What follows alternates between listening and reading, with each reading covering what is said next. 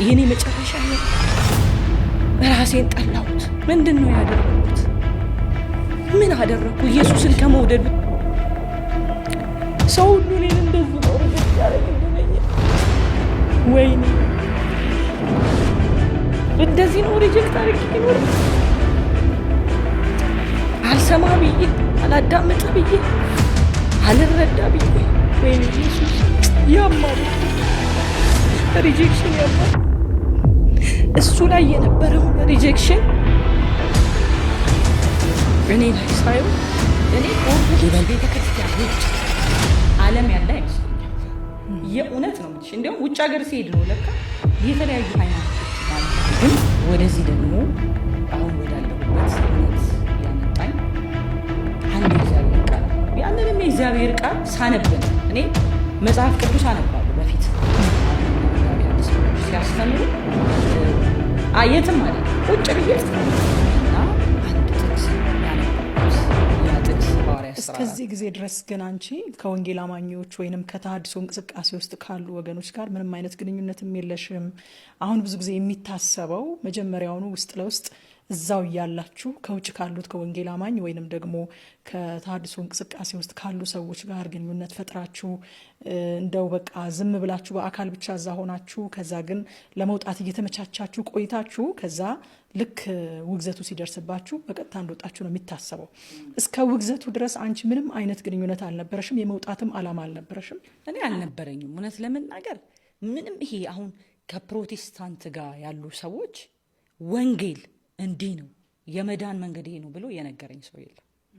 አየሽ፣ ግን ይሄ መጽሐፍ ቅዱስ መንፈስ ቅዱስ ግን በቃ አይኔን ስላበራልኝ ነው ጥያቄም የጀመርኩት እና ውሸት ነው። እኛ ከዚህም በፊት የሚያገለግሉ አገልጋዮች አብረውን የነበሩም ሰዎች ያውቃሉ። ጭራሽ ምንም አይነት ስትራቴጂ ያልነበረን ኦርቶዶክስን ቤተክርስቲያን በሌላ ነገር የማናስብ ማለት እነሱ እንደሚሉት በቃ ህዝቡን አውጥቶ ጴንጤ ለማድረግ የተለያየ ፈጽሞ እንደዛ አይነት ነገር ሐሳቤ ያልነበረን በጣም በቀንነትና በፍቅር ኦርቶዶክስ ቤተክርስቲያንን የምናገለግል በጣም ዋጋ የምንከፍል ልጆች ነው የነበረው እና ይሄ ከእውነት የራቀ ነው። የነበሩ ሰዎችም ደግሞ ያውቃሉ። ምንም አይነት ስትራቴጂ የለም። የምንገናኘውን ጴንጤም ሰው የለም።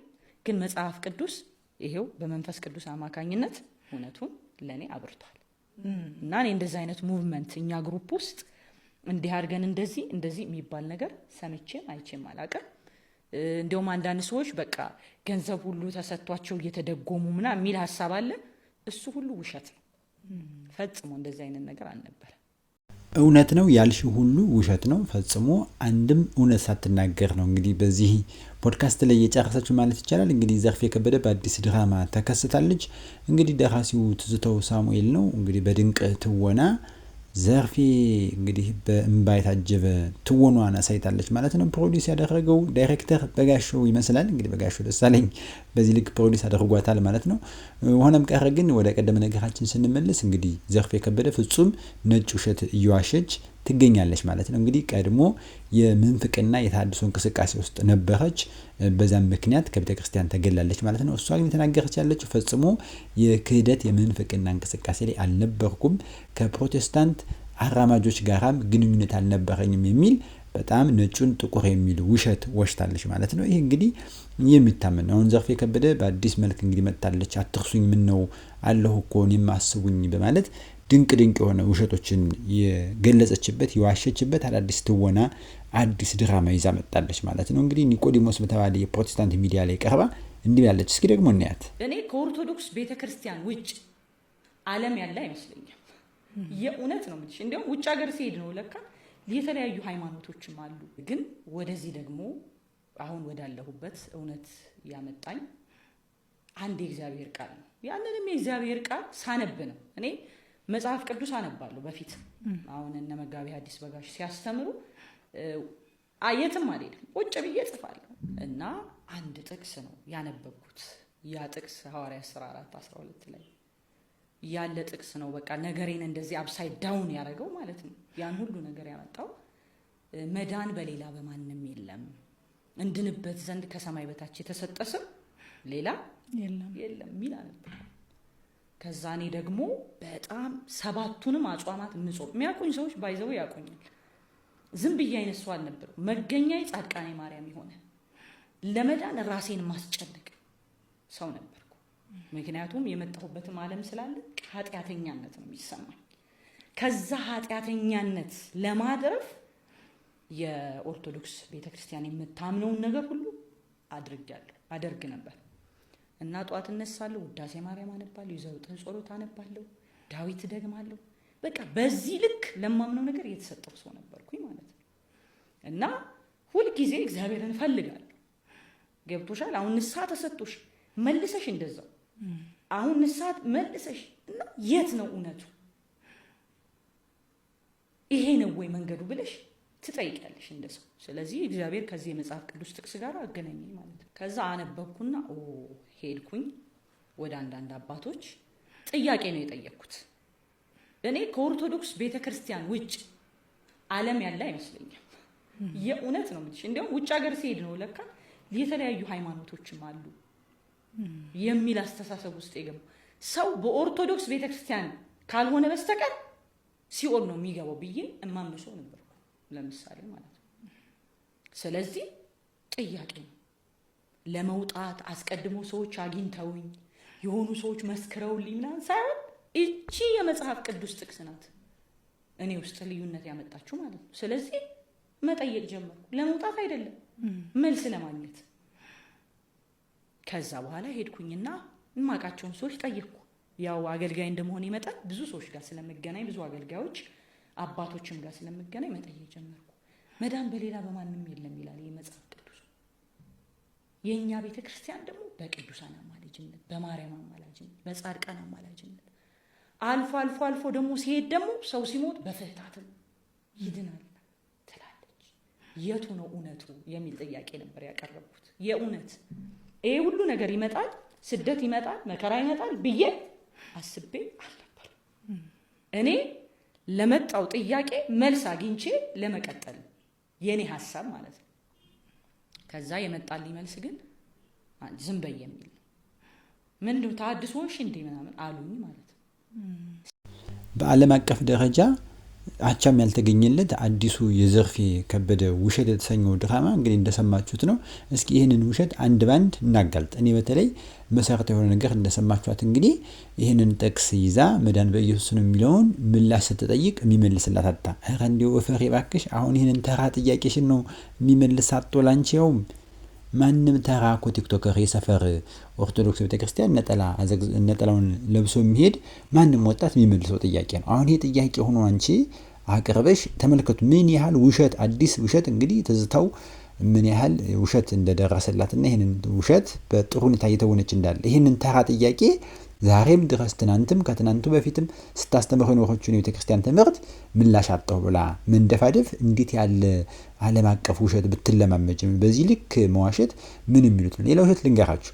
እኔ ዘርፌ ከተናገራችሁ መካከል ውስጥ ቁጭ ብዬ ነው የምማረው፣ ወንጌል ሲሰበክ ቁጭ ብዬ ነው የምማረው፣ እጽፋለሁ ብላለች። ይሄ በጣም ውሸት ነው። እኔ ባህር ዳር ላይ በተደጋሚ ለአገልግሎት ትመጣ በነበረበት ጊዜ ኦርቶዶክስ ያለች ማለት ነው እናስተናግድ ነበረ ጉባኤውን ምኑን እና እኛ ነበር የምናቀርባት ወደ ምግብ በልታ ከማረፊያ ቤት የምንወጣቸው እኛ አንዱ ነበር እና ግንኙነት ክፍል ይባላል በዛ ውስጥ ነን ማለት ነው። ምሳ በልታ ከረፍት ከማረፊያቸው አልጋ ከተያዘላቸው ሆቴል ወጥተው ወደ አውደ ምሕረቱ ውስጥ ሊገቡ ምሳ ይበላሉ፣ ከዛ ይጠጣሉ ምናምን ነገርና ጉባኤ ላይ ተቀምጣ ልትጽፍ አይደለም ተጠርታ ለመዘመር ቁማ ለመዘመር 5 ደቂቃ 7 ደቂቃ ለመዘመር በጣም ትግስት የሌላት መቀመጥ የማትወድ ፍጹም የተጋነነ ውሸት የምትዋሽ ሴት ነች። ፍጹም ማለት ነው። እኔ ለዚህ ምስክር ስለሆንኩ ማለት ነው። እንኳን ተቀምጣ ልትጽፍ ቁማ መዘመር ባሳት እንኳን ትግስት የላት። በጣም የምትቁነጠነጥ አንዴ ቡና ልትጠጣ አንዴ ትንሽ ነገር ውሃ አምጡልኝ የምትል ምንም አይነት እረፍት የሌላት ሴት ነች። ቁጭ ብላ የምትማር የነበረች ምርት ነች። አንዴ አውደ ምሕረት ላይ ከወጣች ቁጭ ብላ ትከታተላለች፣ ትጽፋለች።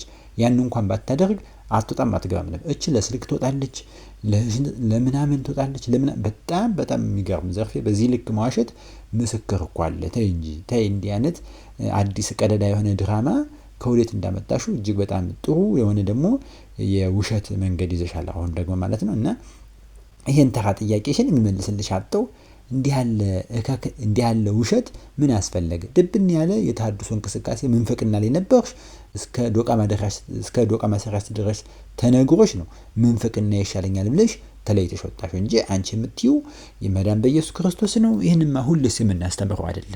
ለዚህ ነው ጥያቄ መልስ ያጣሽለት ያ አይደለም። መልስ ያጣሽለት ለውስጥሽ ምንፍቅና ነው። ውስጥሽ ላደረው የተሐድሶ የክህደት ትምህርት ነው ምላሽ ያጣሽው። እሱን ደግሞ ልንመልስ አይቻልም። ስለዚህ ተነግሮሽ ስላልተስማማሽ ትወግዝሻል ማለት ነው። ይሄ እጅግ በጣም አደገኛ የሆነ ውሸቷን ስትመርዝ ማየት እጅግ በጣም ቸል የሚባል ነገር ስላልሆነ ያው በኦርቶዶክስ ቤተክርስቲያን ይሄን ዘምሪልን ምናምን የሚል ወረቀት ይልካሉ በፊት።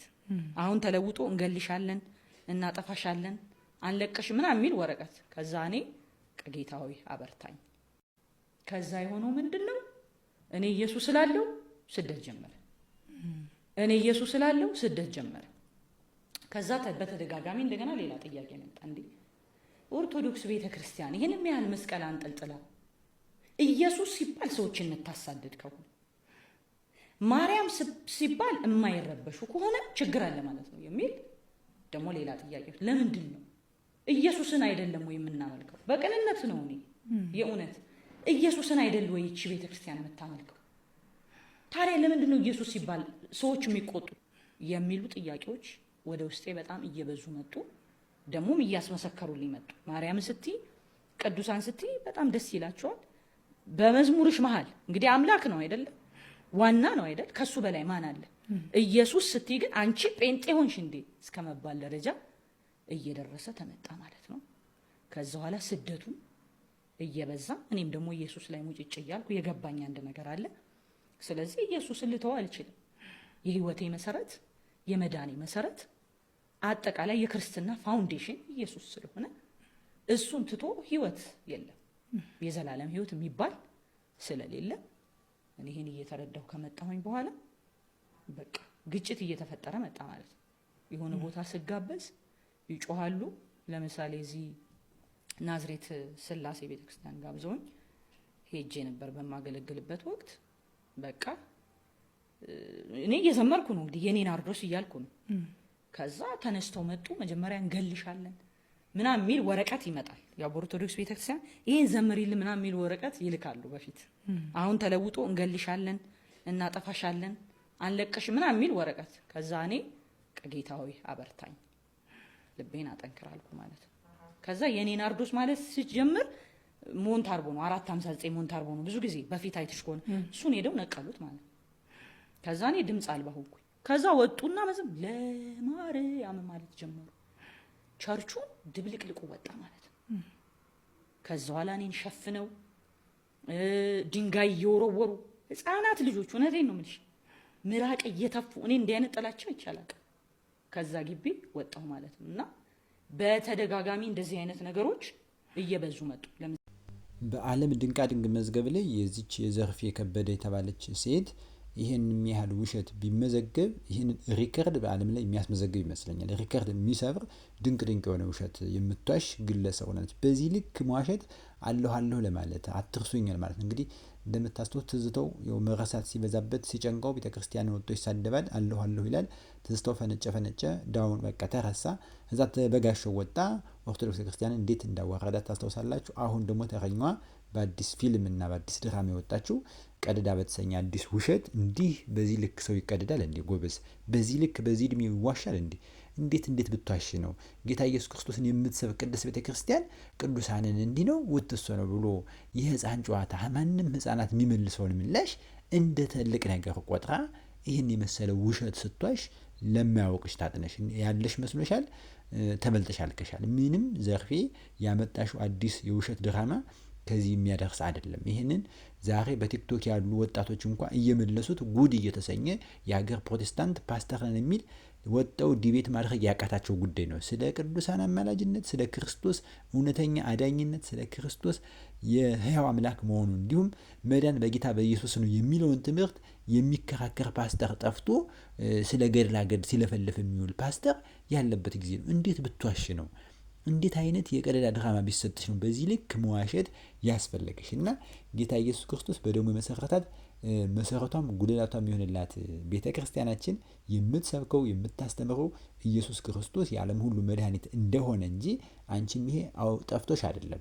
ነገር ግን አትርሱኝ በማለት ቤተ ክርስቲያን ላይ ውሸትሽን ለመጥፋት የውሸት መርዝሽን ለመርጨት እንጂ ይሄ ጠፍቶሽ አይደለም። ፍጹም ተደበደብኩ እንዲያው እንዴት አይነት ውሸት ነው? ማንም እኮ ትዝ ብለሽው አታውቂም። ማንም ፈጽሞ አንቺ ስለመኖርሽ ጉዳይ ብሎ የሚያውቅ ሰው የለም። እንዲህ ያለ ህፃናት ሳይቀሩ ብሎ መዋሸት እንዴት አስቻለሽ? እንዲሁ ምን ቢሰጥሽ ነው? በእውነት እኔ ምኑን ጠጥተሽው እንደገባሽ አላውቅም። በዚህ ልክ እንዴት ሰው በዚህ ልክ ይዋሻል?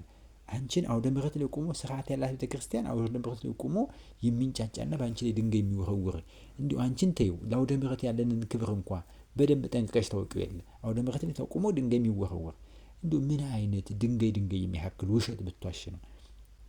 እና እየጠጣሽውን ምን ያጨሱሽ ነገርም ካለ እሱን ያጨሽውን እንደው ተይቅርብሽ። እህት ዓለም ትንሽ ተረጋጊ።